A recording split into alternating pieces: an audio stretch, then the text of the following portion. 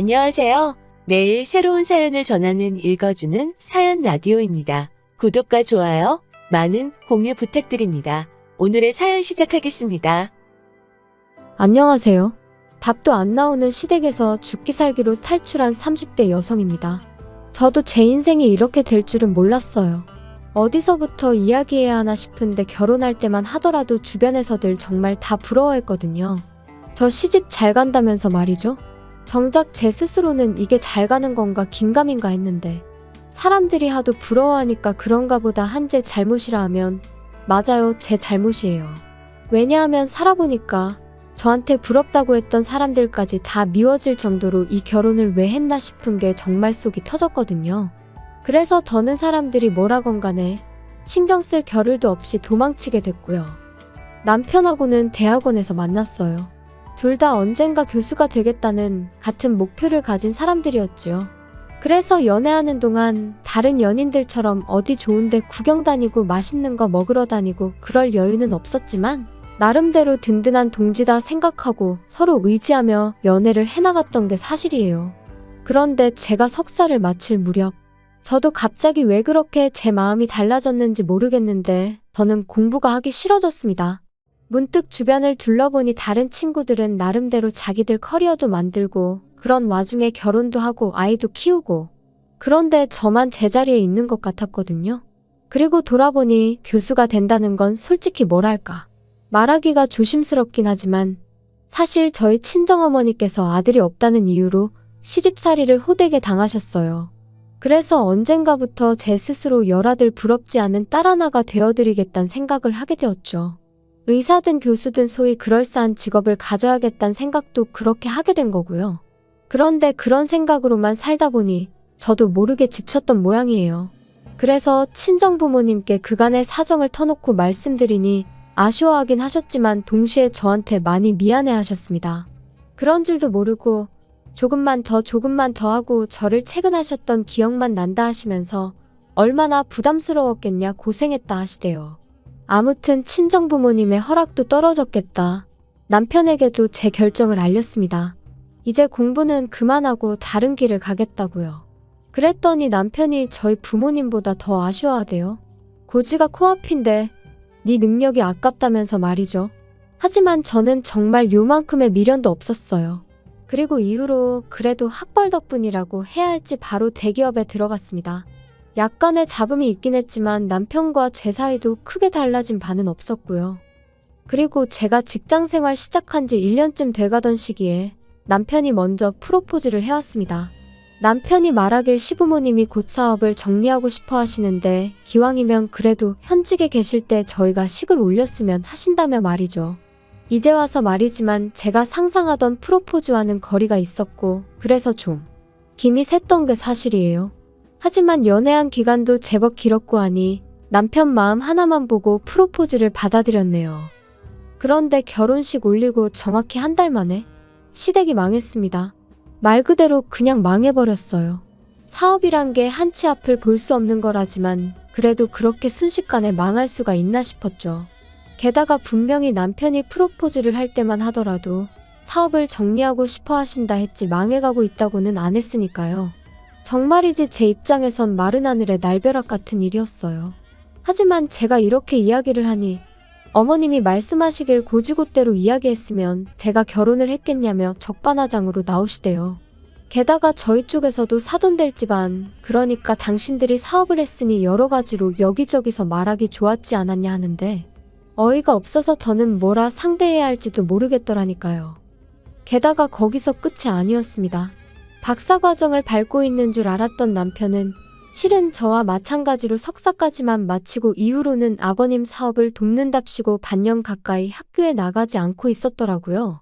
그래서 그럼 그동안 교수님이랑 주고받았다는 대화며 연구한다던 프로젝트며 그건 다 뭐냐 따지니 그냥 늘상 하던 이야기니까 적당히 둘러댔던 거라며 그래도 저를 끝까지 속일 생각은 아니었다고 오히려 저한테 그런 거짓말을 할 때 자기 기분은 어땠을지 한번 생각해 본 적이나 있냐는데 피는 못 속인다더니 정말 어머님하고 꼭 닮은 모습에 기도 안 차더라니까요. 그래서 이거 다 사기 결혼이다. 도저히 못 참겠다 했습니다. 그런데 변호사를 만나서 알아보니 이건 사기 결혼은 아니라는 거예요. 제 입장에선 다 속았다 싶었는데 법적으론 속은 게 아니라니 환장할 노릇이었죠. 게다가 그게 다가 아니었습니다.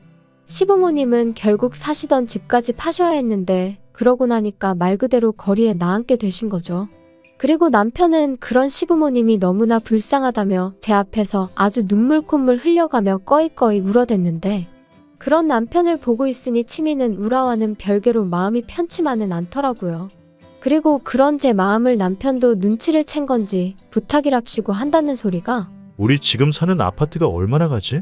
뭘 얼마나 가긴 얼마나 가. 우리가 아파트 산지 얼마나 됐다고. 우리 샀을 때랑 비슷할걸? 그럼 우리 아파트 담보로 한 1억 정도 대출 받을 수는 있나? 1억? 대출? 뜬금없이 왜? 아니, 이번에 어머니 아버지 집 하셨잖아. 이사 가셔야 되는데 그래도 좀 살만한 집에 가시려면 1억은 있어야 될 것 같아서. 우리가 대출 받아서 그 돈 해드리면 안 될까? 그게 말이 되니? 당신이랑 나랑 결혼할 때 양가에서 1억 5천씩 받아서 이 아파트 산 거잖아. 그리고 이 아파트 공동명의로 샀는데 뜬금없이 대출을 받으면 좀 앞뒤가 안 맞는 것 같은데? 자기 그리고 대출 갚을 능력은 돼? 지금 벌이도 없으면서. 저희가 결혼할 때 양가에서 똑같이 1억 5천씩 받았고 그래서 공동명의로 계약을 했거든요. 그런데 이제 와서 대출을 받자니 대출을 받게 되면 그건 남편이랑 저랑 같이 갚아야 되는 거고 아무튼 어느 정도 정이 떨어진 상태라 그런가 그런 계산까지 하게 되니까 머리도 복잡하고 기분도 안 좋고 그래서 남편더러 그러지 말고 그냥 아파트를 팔자고 했어요. 아파트를 팔아서 당신이 결혼할 때 들고 온 돈 1억 5천에서 1억을 내줄 테니 그거 시부모님 드리라고 했죠. 그리고 나머지 돈으로 우리 두 사람 형편에 맞는 아파트를 새로 사자. 그러니까 남편이 세금이니 이사비용이니 따져가며 난색을 표하더라고요. 하지만 제 입장에선 이보다 깔끔한 해결책은 없다 싶었습니다. 그래서 내 말대로 하는 것 말고는 다른 방법은 없다. 따로 시부모님한테 도움을 드릴 수도 없다 하고 딱 잘랐어요. 참고로 이 무렵엔 남편도 무직이었습니다. 박사 때려치고 쓰러져가는 아버님 사업 어떻게든 살려본답시고 거기 뛰어들었던 건데 사업은 망했지. 박사과정은 뭐 자기가 마음대로 때려친다고 또 마음대로 시작할 수 있는 건 아니거든요. 돈이 없다고 못하는 과정은 아니지만 돈 없고 인맥 없으면 빠듯한 게 현실이고요. 그래서 결국 아파트를 팔고 저희는 방 2개짜리. 그것도 말이 좋아 방 2개짜리지 거실도 없는 작은 아파트로 이사를 했어요. 그나마 돈이 부족해서 친정부모님이 5천만 원 더 보태주셨지요. 여담이지만 친정부모님께서 저더러 뭐하러 이런 꼴까지 봐가면서 사냐고 그냥 헤어지란 말씀도 하셨습니다. 하지만 그놈의 정이 뭐라고 그래도 한때는 서로 의지해가며 같은 길을 걸었다 보니 게다가 솔직히 사정을 모르는 남들이 보면 제가 그냥 남편을 버리는 걸로 보일 것 같았는데 그게 신경이 쓰이더라고요. 그래서 한때는 사기 결혼이라고 혼인무효까지 알아보기도 했었지만 어떻게든 남편 스스로 자리라도 잡게 도와주자고 그리고 그때 이혼해도 늦지 않는다. 제 나름대로 도의는 지키려고 했어요. 그런데 이런 제 마음이 남편이나 시부모님에겐 그저 만만하게 보였던 모양입니다. 작년 늦가을 두 분이 반지하 생활은 도무지 못하겠다 하시더니 자꾸만 연락도 없이 저희 집에 오기 시작하셨거든요. 그리고 하루만 이틀만 하면서 자꾸 주무시고 가시기 시작하셨는데 저는 아침 일찍 출근해서 야근까지 하고 집에 오면 10시, 11시. 그리고 퇴근한 제 눈앞에 놓여있는 건 산더미처럼 쌓여있는 설거지와 밀린 빨래들. 사실 이때까지도 남편은 계속해서 그래도 자기가 저보다 학벌도 좋은데 제가 다니는 회사보다 급이 낮은 회사는 못 간다고 버티고 있었단 말이에요. 그러니까 한마디로 계속해서 백수인 상황이었죠. 진짜 계속 이럴 거야? 하다못해 당신 먹은 거 설거지하고 당신이 어지른 거 청소는 좀 해놓으라고. 내가 무슨 밥을 차려놓으라는 것도 아니잖아. 내가 지금 남편하고 사는 건지 아들하고 사는 건지. 아, 알겠다니까. 너 지금 네가 돈 좀 벌어온다고 유세 떠는 거냐? 그리고 냅두면 알아서 다 하는데 네가 잔소리를 하니까 하기가 싫은 거 아니야? 언제 하든 해놓기만 하면 되는 거지. 나는 뭐 그 정도 자유도 없어. 남편은 제가 조금만 뭐라 하면 목에 핏대를 세우기 일쑤였습니다. 그런 와중에 시부모님까지 오셔서 주무시고 가실 때면 한마디로 아나무인이 따로 없었지요. 그러니 아무리 좋게 생각하고 어떻게든 이 난관을 같이 해결해 나가보려고 해도 도무지 이건 아니다 싶더라고요. 그래서 결국 보다 못한 제가 어머님 아버님께 앞으로는 이렇게 연락 없이 오시지 마시라 했어요. 그리고 사시는 곳하고 저희 집이 얼마나 먼 것도 아니고 교통편이 없는 것도 아닌데 주무시고 가시는 일은 없었으면 좋겠다 했죠. 하지만 이후로도 어머님 아버님은 몇 번이고 저에게 한마디 말도 없이 제 집에 찾아오셨고, 그뿐인가요? 언젠가부턴 부엌 찬장과 냉장고는 물론이고 제 서랍이나 옷장까지 뒤져보시면서 잔소리를 하시기 일쑤셨습니다. 한 번은 친정부모님이 제 생일이라고 사주신 명품 핸드백을 보시고는 시부모한테는 생활비랍시고 꼴랑 50만 원 보내주면서 저는 감히 핸드백을 산 거냐며 회의로 전화를 받지 못하던 저에게 30통의 부재중 통화를 남겨놓으신 적도 있지요. 저로서는 일단 제가 산 것도 아닌데 그런 오해를 받은 것도 억울했지만 설령 제가 샀다고 한들 제가 제 힘으로 번 돈인데 제가 핸드백 하나 샀다고 그 정도로 욕을 먹어야 하나 싶은 게 너무 속상하고 화가 나더라고요. 그래서 결국 참다 못해 남편에게 나 솔직히 당신 하나만으로도 너무 벅차. 근데 어머님 아버님까지 나를 말려죽이려고 작정이라도 하신 분들 마냥 도대체 왜 저러셔? 진짜 힘들어 죽겠어. 너무 부담스럽다고. 야, 뭐? 부담스러워? 너 지금 우리 부모님을 무슨 짐짝 취급이라도 하는 거야? 야, 막말로 네가 우리 엄마 입장이면 안 열받겠냐? 우리 엄마도 한때는 백화점을 놀이터처럼 드나들던 분인데 그런 분이 지금 저렇게 살고 계시니 속 터질 만하지. 근데 너는 뭐 한 번이라도 그런 우리 엄마 모시고 백화점에 가봤어? 맨날 장모님하고만 다니잖아 너. 아니 어머님이 힘드시면 나도 쇼핑하면 안 되는 거야? 그리고 나도 우리 엄마가 사주는 거고 내 돈으로 살 형편한데 당신이 한 푼도 안 벌어오잖아. 야, 너 유세냐? 그 얘기가 지금 왜 나와? 그리고 이런 무의미한 대화가 30분쯤 오갔을까? 남편이 한다는 말이 그러니까 이참에 어떻게든 자기 부모님도 숨통 좀 트이게 해드리자더니 대뜸 저희 친정부모님 가게 이야기를 꺼냈습니다. 참고로 저희 친정부모님은 30년 넘게 한식당을 운영하시다가 몇 년 전부터 백화점의 밀키트 형식으로 납품을 시작하셨고 이게 잘 되어서 2년 전부터 프랜차이즈 사업도 시작하게 되셨어요. 그리고 남편은 그 프랜차이즈를 들먹이며 시부모님한테 그 매장을 하나 차려드리자는 거였죠. 매장 차리는데 돈이 얼마나 드는지 알고는 하는 소리야? 그럴 돈이 어딨어? 대출 받으면 되잖아. 대출은 그냥 받아? 담보가 있어야 받지. 우리 사는 이 아파트. 이 아파트? 아니 왜 걸핏하면 아파트를 들먹거리는 거야. 그리고 이건 이제 내 아파트야. 야, 너 나 1억 5천 중에 1억만 줬으니까 아직 5천 여기 들어가 있거든. 진짜 어이없네. 그럼 뭐 5천까지 돌려달라는 거야? 대출 안 받아줄 거면 돌려줘. 그래 그럼 5천 받고 아예 이 집에서 나가. 내가 무슨 자원봉사자야? 생활비도 한 푼도 안 벌어오는 당신을 재워주고 먹여주고 그러게? 넌 뭐 말을 또 그렇게 하냐? 내가 마음만 먹으면 취직하는 거 일도 아니고 취직하면 너보다 잘 버는 것도 일도 아니야. 말 같지도 않은 소리만 골라서 하네. 5천 돌려줄 테니까 그 길로 짐 싸서 나갈 생각이나 하셔. 알겠어? 왜 대답 안 해? 야, 됐다. 말을 말자. 그리고 저는 이 정도면 남편이더는 가게 일에 대해서는 말하지 않을 줄 알았는데 그로부터 며칠 뒤 친정어머니께서 연락을 해오셨습니다. 알고 보니 오전에 남편이 저랑 상의도 없이 시부모님을 모시고 저희 친정부모님을 직접 만나러 왔었다고요. 그리고는 대놓고 저희 부모님한테 서울 시내에 매장을 내신다고 하지 않으셨냐며 그 가게를 시부모님과 남편이 운영하게 해달라고 하더라나요? 당황한 친정부모님께서 지금 쉽게 가타부타 결정을 내릴 문제가 아닌 것 같다고 일단 의사는 알겠으니 생각할 시간을 달라며 세 사람을 돌려보내셨다는데 전화를 받는 내내 제 손이 부들부들 떨리는 게 느껴졌어요. 그리고 친정부모님께선 저더러 어떻게 했으면 좋겠냐 하시더니 당신들은 솔직히 내키지 않는다 하시더라고요. 프랜차이즈라는 건 한 매장에만 문제가 생겨도 다른 매장들까지 영향을 미칠 수 있기 때문에 무조건 하고 싶다 해서 이름을 쓰게 해줄 수 있는 건 아니라면서 말이죠. 그리고 저는 그런 친정부모님께 저한테 설명하지 않으셔도 된다, 저는 다 안다, 이해한다 했습니다. 그리고는 저 때문에 내키지 않는 일은 하지 마시라고 저도 원치 않는다 했어요. 그리고 더는 걱정 마시라고 남편한테도 제가 직접 이야기하겠다 했네요. 그날 저녁 남편이 어딜 갔다 오는지 싱글벙글 웃으며 집에 들어오더군요. 저는 그런 남편을 보고 기가 찼지만 할 말이 있으니 앉아보라 했어요. 그리고는 잔뜩 기대에 부풀어 있는 그 얼굴에다 친정부모님이 내리신 결정을 전했습니다. 그랬더니 아니나 다를까 남편이 또다시 목에 핏대를 세우며 사위도 자식이라는데 너무하네 어쩌네 악을 써대더라고요.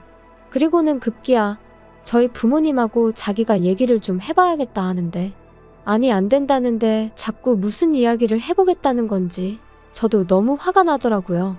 이 인간이 도대체 장인장모 알기를 뭐로 알길래 자꾸 맘먹으려드나 싶고 그래서 싫다면 싫은 줄 알지 왜 자꾸 사람을 괴롭히냐 그만하라 했습니다. 그랬더니 남편이 욕을 하면서 옆에 있던 리모컨을 집어던지는데 비록 제가 맞진 않았지만 정신이 정말 확 들더라고요. 이번엔 리모컨이었지만 다음엔 뭘 어디다 던질지 막말로 저를 때릴 수도 있는 거고요. 그리고 그 생각을 하니 소름이 쫙 끼치는 게 더는 한 공간에 있을 수가 없다 싶었습니다. 그래서 그 길로 말 그대로 도망치듯 지갑과 차키만 챙겨 집을 뛰쳐나왔어요. 친정으로 가자니 부모님이 괜히 당신들 때문이라 생각하시면 어쩌나 걱정이 되고 하지만 그래도 결국엔 부모님 말곤 달리 기댈 곳이 떠오르지 않대요? 그래서 친정으로 향했어요. 당연히 밤 10시가 다 돼서 연락도 없이 딸이 왔으니 친정 부모님도 대번에 남편하고 싸웠냐 하시는데 뭐라 말도 안 나오고 긴장이 풀린 건지 눈물만 주룩주룩 쏟아지더라고요. 그리고 그렇게 한참을 부모님 앞에서 울다가 남편이 욕을 하며 리모컨을 집어던지더라. 눈에서 말 그대로 살기가 느껴지더라. 나 정말 언제까지 이렇게 살아야 하는 건지 모르겠다. 이혼하고 싶다 했습니다. 그랬더니 이제껏 말을 아끼시던 아버지께서 남편에게 직접 전화를 거셨어요. 1시간 내로 튀어오라고요. 남편은 예전부터 저희 아버지를 어려워했고 상황도 상황이었던 만큼 불이 나게 온기색이 역력하더군요. 그리고 앉지도 서지도 못하고 어정쩡하게 있는 남편더러 아버지께서 무릎 꿇고 앉으라 호통을 치셨더니 그제서야 남편이 허겁지겁 내내하며 앉는데 그 꼴이 어찌나 우습던지. 그리고는 아버지께서 남편에게 저와 이혼하라 하셨습니다. 제 의견은 이미 확인했고 자네 의견 묻자고 부른 게 아니라며 이건 통보니까 집에 가는 대로 짐 싸서 내일 오전 내로 나가라 하셨지요. 그러자 남편이 저랑 아버지를 번갈아 쳐다보며 갑자기 무슨 말씀이시냐. 부부싸움 좀 했다고 장인어른까지 나서서 이혼하라 마라 하시면 곤란하다 하고는 말대꾸를 하대요. 그리고 그런 남편에게 저희 아버지가 남편이 했던 것처럼 욕을 하며 리모컨을 던지셨어요. 남편은 지 머리라도 맞는 줄 알았는지 순간 양손으로 지 머리통을 감싸며 피했고요. 남편은 그제서야 저와 아버지께 번갈아 가며 싹싹 빌기 시작했어요. 자기가 경솔했다. 죄송하다. 그냥 요새 여러 가지로 스트레스를 받다 보니 순간 실수를 한 거라면서 말이죠. 그리고는 자기한테 한 번만 기회를 달라. 저만 허락한다면 택배든 뭐든 일이라면 닥치는 대로 하겠다 하는데 솔직히 별로 와닿지가 않더라고요. 그리고 저는 이미 기회는 줄 만큼 줬었으니까요. 그래서 그런 남편에게 더는 시간 낭비하고 싶지 않다 했습니다. 그리고 제 확고한 태도를 보고는 아버지께서도 남편더러 이미 떠난 버스한테 다음에 일찍 나와 있겠다 하면 다시 돌아오더냐고 다 끝났다 하시더라고요. 이후로 이혼 안 해준다는 남편을 상대로 이혼 소송을 했고 당연히 결과는 제 예상대로 흘러갔어요. 결혼한 이후로 제대로 된 경제활동 한 번 하지 않은 남편과 그럼에도 불구하고 계속된 시부모님의 부당한 요구가 이혼 사유로 인정받았거든요. 그래서 1년이란 비교적 짧은 결혼 생활이었음에도 불구하고 많이는 아니지만 위자료 1,000만 원도 받게 되었죠. 그런데 어째서인지 기쁘다기보다는 후련하고 행복하기보다는 속이 시원한 정도였어요. 한편 남편은 그렇게 저와 이혼하고 원래는 시부모님이 사시던 집에 들어가려 했던 모양입니다. 그런데 어이없게도 전세살이를 하고 계신 줄 알았던 시부모님은 월세살이를 하시며 그나마 가져가셨던 1억을 야금야금 쓰고 계셨던 거지요.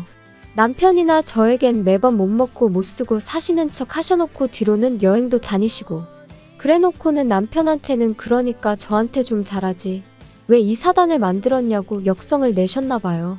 남편이 저랑 살 때가 좋았다며 후회된다 그립다 개소리 찍찍 써가지고 문자를 보냈던데 어찌나 재수가 없던지. 뭐 지 말로는 자기는 고시원으로 일단 들어가게 되었다면서 거기서 자기 나름대로 일자리도 구하고 열심히 살고 있을 테니 제 마음 풀어지면 연락 달라나요? 이쯤 되면 고시원이 아니라 어디 병원에 입원을 해야 하는 거 아닌가 싶은데. 아무튼 어떻게 마무리를 해야 하나 싶은데 여기까지입니다. 저는 그 어느 때보다 잘 지내고 있거든요.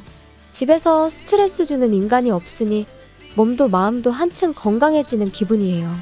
경제적으로 여유가 생긴 건 뭐 말할 필요도 없지요. 여러분도 혹시 옆에 노답인 인간이 있는데 혹시나 하는 마음으로 기다려주고 계시다면 제 경험상 사람 잘 안 바뀝니다. 일단 내 자신의 행복과 건강부터 챙기는 게 제일 중요한 것 같고요.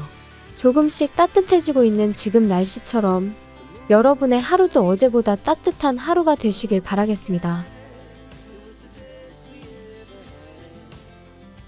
긴 이야기 들어주셔서 감사합니다. 오늘의 사연은 여기까지입니다. 구독과 좋아요, 알람 설정해주시면 앞으로 더 좋은 사연으로 찾아오겠습니다. 감사합니다. 감사합니다. 감사합니다. 안녕하세요. 매일 새로운 사연을 전하는 읽어주는 사연 라디오입니다. 구독과 좋아요, 많은 공유 부탁드립니다. 오늘의 사연 시작하겠습니다. 안녕하세요. 아나무인의 시댁 식구들 때문에 결혼한 지 7개월 만에 남편과 헤어진 30대 여성입니다. 진짜 이런 이야기는 어디 막장 드라마에나 나오는 줄 알았지. 제 이야기가 될 줄은 꿈에도 상상을 못했네요. 어디서부터 이야기를 시작해야 하나 싶은데 두서가 없더라도 들어주시면 감사하겠습니다. 사실 이미 헤어졌고 어느 정도 정리가 되긴 했지만 제 얼굴에 침 뱉기 같아서 친구들한테 허심탄회하게 털어놓기는 쉽지 않더라고요. 저는 미대를 졸업해 현재 패션회사 디자인팀에서 근무하고 있습니다만 제 동기나 선후배들 중에는 순수미술의 길을 가는 이들도 많이 있어요. 그리고 그런 이들 중 한 선배가 강남에서 처음으로 개인전을 하게 되었는데 저한테도 시간 날 때 한번 보러 오라고 하더라고요. 그래서 기왕이면 오픈하는 날 꽃이라도 사들고 가서 축하해줘야겠다는 마음으로 참석하게 되었는데 그때 남편과 처음 마주쳤습니다. 듣자 하니 선배랑 고등학교를 같이 다녔다고 하대요.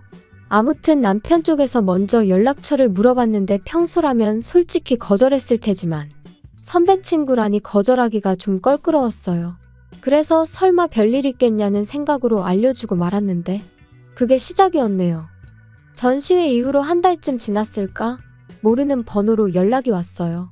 전화는 아니고 문자로 그때 인사했던 누군데 기억하냐 뭐 그런 내용이었죠. 그런데 사실 저는 그 무렵엔 남편의 존재를 거의 잊고 있었거든요. 그래서 그런 문자가 반갑기보다는 당황스러울 뿐이었습니다. 하지만 역시나 이번에도 선배 친구라니까 나름대로 매너 있게 상대를 해야겠더라고요. 그래서 잘 지내셨냐와 같은 간단한 안부로 대답을 대신했어요.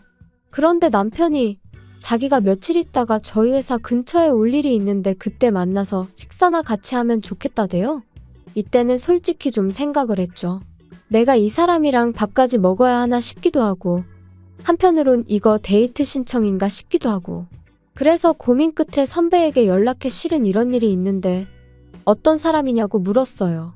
그랬더니 선배 말이 사람이 성실하고 괜찮은 사람이라며 원래 그렇게 여자한테 쉽게 관심 보이고 그러는 타입이 아니니 한번 만나봐도 나쁘지 않을 거란 식으로 이야기를 해주더라고요.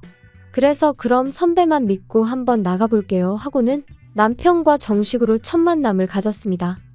연락처를 물어볼 때도 그리고 문자에서도 어째서인지 당당함이 느껴지던 남편이었지만 막상 만나니 긴장을 한 건지 말도 좀 더듬고 떠는 게 느껴졌어요. 그리고 저는 오히려 청산유수 같지 않은 그의 태도가 마음에 들대요. 아무튼 그날의 만남 이후로 저희는 누가 먼저랄 것 없이 연락을 주고받기 시작하며 서로를 알아갔고 계절이 바뀔 무렵에는 어느샌가 연인 사이가 되어 있었습니다. 그리고 그렇게 사귄 지 3년 만에 결혼 이야기까지 주고받게 되었죠. 사실 남편과 저는 식성도 비슷하고 취미도 비슷했지만 무엇보다 서로를 가깝게 느낄 수 있었던 건 두 사람 다 아버지가 안 계셨거든요. 일단 제 이야기부터 해보자면 저희 아버지는 제가 중학생, 친정오빠가 고등학생일 때 교통사고로 세상을 떠나셨어요. 그리고 그때 슬펐던 거야 뭐 말로 표현을 하자면 정말 끝도 없죠. 생각난 김에 하는 이야기지만 그날은 제 생일을 일주일 앞두고 있던 날이기도 했어요. 그래서 아침부터 제가 아버지한테 내 생일 때 이것도 하고 저것도 하자며 엄청 떼를 썼거든요. 그러자 아버지께서 그때까지 엄마 말 잘 듣고 오빠랑 사이좋게 지내면 생각해 볼게 하셨는데 그게 저한테는 지금도 아버지가 남기신 유언처럼 가슴에 남아있네요. 아무튼 그런 대화를 마지막으로 아버지가 돌아가셨으니 제가 얼마나 큰 충격을 받았을지 상상이 되실까요? 지금도 그때 생각을 하니 또다시 심장이 터질 것 같네요. 물론 지금 제가 그런 이야기를 하자는 건 아니고요. 아무튼 그래도 아버지 돌아가시고 나서 저희 가족이 경제적으로 큰 고생은 안 했어요. 물론 위기가 있긴 했죠. 아버지가 하시던 사업을 하루아침에 전업주부이시던 어머니가 이어받으셔야 했으니까요. 하지만 아버지가 생전에 임직원분들을 잘 챙기셨다 들었거든요. 그리고 그 덕분에 저희 어머니께서 아무것도 모른 채로 대표 자리에 앉게 되자 다들 당신들 일인 마냥 두 팔 걷고 나서서 도와주셨다고요.